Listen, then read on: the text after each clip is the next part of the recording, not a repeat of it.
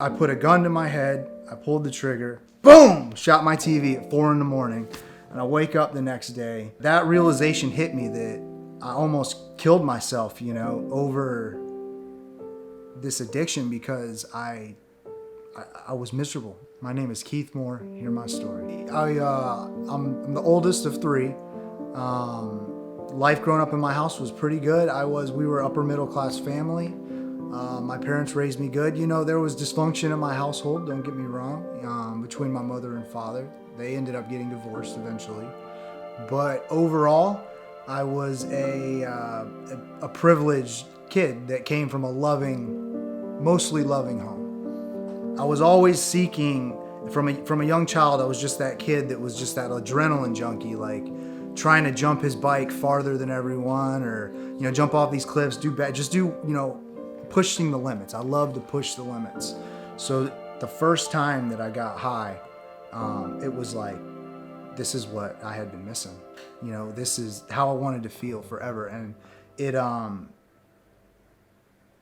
escalation was instantaneous. It wasn't a slow process. It was just from the first time that I drank and then used drugs, it was basically downhill from there.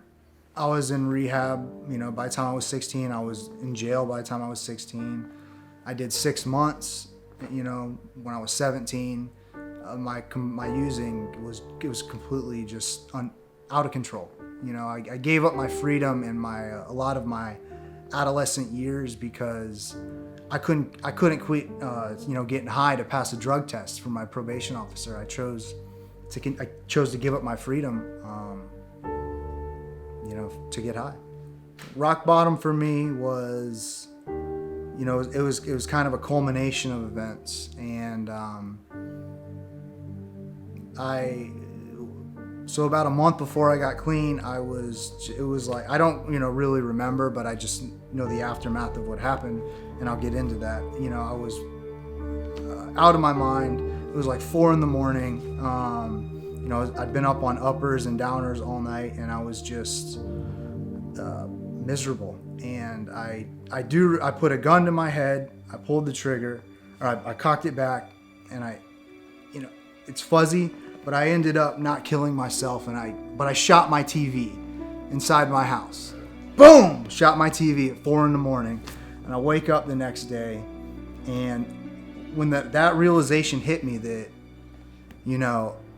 I almost killed myself, over this addiction because I was miserable. I had nothing left. And there's a lot more to add to that too.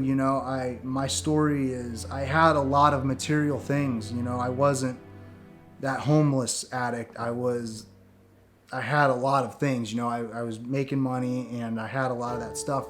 All these things that I thought gave me, satisfaction in life, but yet I wanted to die. And when I waking up the next morning and realizing that, and once it all sunk in, that was one of the rock bottoms for me. And a couple of days later after that, I fell asleep. I nodded out. I was on drugs. I nodded out behind the wheel of my car, and idled across 3 lanes of traffic. Came to, and cars are swerving around me and stuff.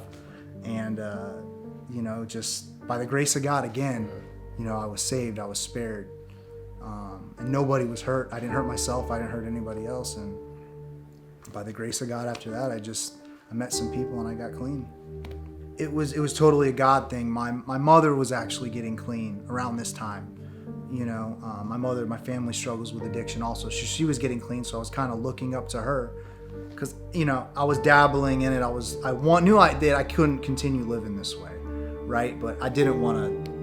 I wanted to get clean, but I didn't want to put down the drugs.